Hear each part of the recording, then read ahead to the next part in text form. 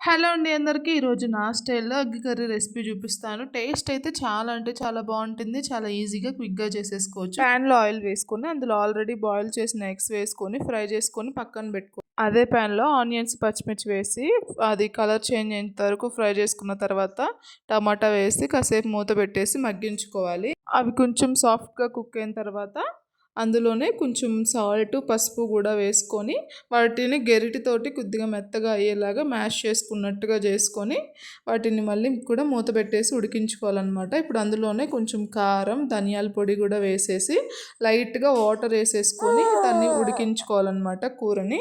టమాటాలు ఎంత సాఫ్ట్‌గా కుక్ అయితే టేస్ట్ అంత బావుంటుందనమాట. అవంతా సాఫ్ట్‌గా కుక్ అయ్యి దగ్గరకు వచ్చేంత వరకు ఉడికించుకున్న తర్వాత అందులోనే మనం ఆల్రెడీ బాయిల్ చేసాం కదా! ఎగ్స్ కూడా వేసేసుకొని పైన కొత్తిమీర చల్లుకొని 2 మినిట్స్ లో ఫ్లేమ్‌లో ఉంచుకొని ఆపేసుకుంటే కూర రెడీ. ప్లీజ్ సబ్స్క్రైబ్ చేసుకోండి.